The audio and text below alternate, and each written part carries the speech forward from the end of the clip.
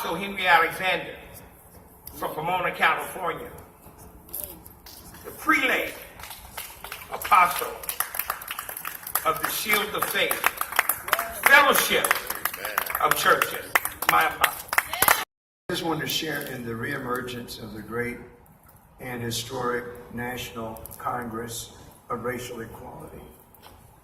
The heart of all that CORE is now seeking to do is summed up in words that were spoken 2,000 years ago. Thou shalt love thy neighbor as thyself. Can such a statement truly be applied as a rational and effective political philosophy? The Congress of Racial Equality has been around for a long time. In my early life, the key civil rights organizations were the NAACP, CORE, Southern Christian Leadership Conference, Urban League, Student Nonviolent Coordinating Committee, and a wide range of small localized groups which worked for racial and social justice. CORE is now seeking to reinvent itself and reassert itself in a way that addresses present needs. CORE is of the opinion that in the spirit of compassion, some historic civil rights organizations have become too pragmatic and acted on the basis of expediency at the cost of essential spiritual principles and values. Those are Pyrrhic victories, which seem to work in a short term, but are so often, sadly, too expensive of the common good in the long term. CORE has watched civil rights organizations seem to win short-term victories based on deadly moral compromise, which has led to long-term irrelevance and impotence. In retrospect, it is easy to see that Dr. Martin Luther King Jr.'s power and effectiveness was based in his moral authority, a quality that is easily squandered when it is abused for political expediency. No matter how well-intentioned or compassionate it may be, any strategy or any approach which violates timeless spiritual truth is an unwise, damaging, and ultimately ineffective strategy. There are injustices which exist in our national life and which must be aggressively addressed. Philosophically, CORE is espousing and continuing to seek a balanced approach in dealing with vital social issues, including not only government activity, but also including issues of personal responsibility, moral restraint, and strong individual and community effort. Since I'm a preacher, I feel like stopping to get an amen. Amen. CORE is not the political group for everybody, but there is a constituency for CORE's essential philosophy. And we believe that there is a pent-up political demand for a group with this particular philosophy. Specifically, CORE will appeal to the following groups: to those who prefer the season with the agenda of civil rights groups, such as the NAACP, were entirely morally consistent with the key Judeo-Christian values. Number two, CORE will appeal to those who are called values voters. Some of them are evangelical Christians, others are Jewish, and some are Islamic by tradition.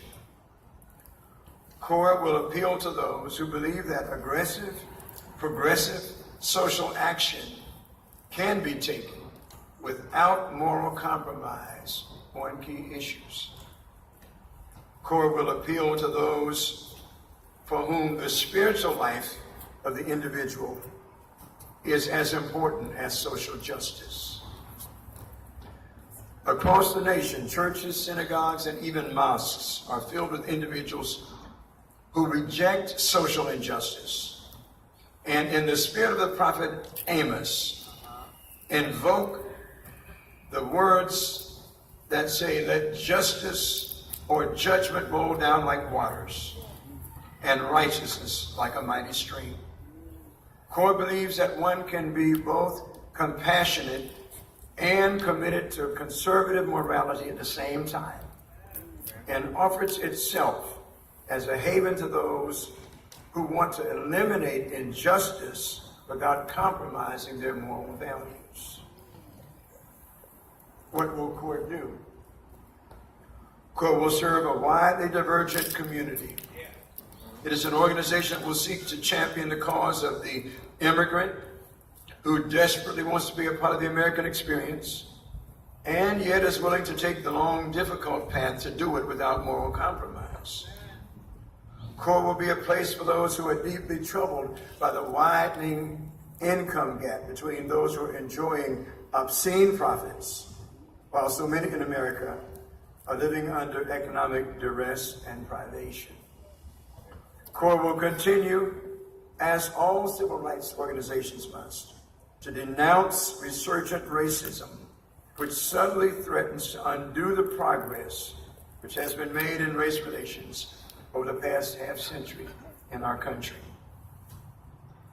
Because of a strong commitment to key historic Judeo-Christian perspectives, CORE will no doubt stand outside the mainstream of much of political thought in America today on issues such as abortion, legal marijuana, similar trends.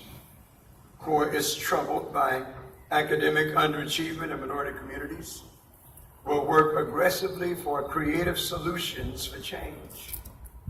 CORE will seek to protect the rights of those who see marriage as exclusively between a man and a woman, and will work to support pastors, clergy, and others who choose not to endorse gay marriage in any manner. CORE strategies will be a combination of persuasion and strategic action.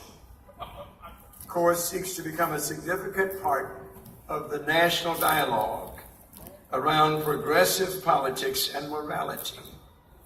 CORE believes that progressive social change and conservative morality are not mutually exclusive. One can be both a political progressive and a moral conservative at one and the same time. The supposed dichotomy between these matters is a false dichotomy. CORE believes that the timeless wisdom of traditional Judeo-Christian values is a tremendous national resource and a repository of wisdom which has served our nation brilliantly for many generations, which has now been largely set aside. We are convinced that moral truth is timeless, and that a society is wise to make political decisions and identify specific strategies based on more than a response to the pressures of the immediate moment. From our point of view, political decisions are faddish, while moral principles are timeless and universal. That's where you say amen. Amen. Yes, sir. Many of us will not agree, but an individual's personal rejection of an idea does not negate the impact that objective facts make upon us all. I conclude with the following observations. While we recognize that there are good and appropriate limits on the degree to which a government can impose moral demands in a democratic society, yet we want to impact both government and the body politic in a way that reverses the moral compromise of historic civil rights organizations in recent years. For those who like slogans, here's a good one: politically active and morally committed. If that one didn't work, let's try the second one: compassionate with convictions. CORE rejects hyper-partisanship. There is room for sincere disagreement among honorable people across the entire political spectrum. Still, our respect for divergent points of view will not require that we're silent on those matters about which we have convictions. CORE is persuaded that certain civil rights organizations have lost their moral compass and are pointed in a self-defeating direction. CORE sees itself as a group which will provide morally sound leadership in the ongoing fight for social and economic justice and civil rights. Our objectives are long-term. While the intention is to be appropriately aggressive, it's understood that change takes time, and this group is committed to the difference that it can produce in the long term. I conclude by saying that CORE has a fixed viewpoint. What will make us effective is that we begin with a fixed viewpoint of moral values, so that all strategies, initiatives, and activities will flow from that one fixed, consistent value system, which is the wisdom of the time-tested Judeo-Christian heritage, which has served us so long for so well. Central to this value system are issues of justice, mutual respect, kindness, sensitivity for the rights of others, all of which are verbalized in the words that Jesus spoke when he said, "Thou shalt love thy neighbor as thyself." Woo!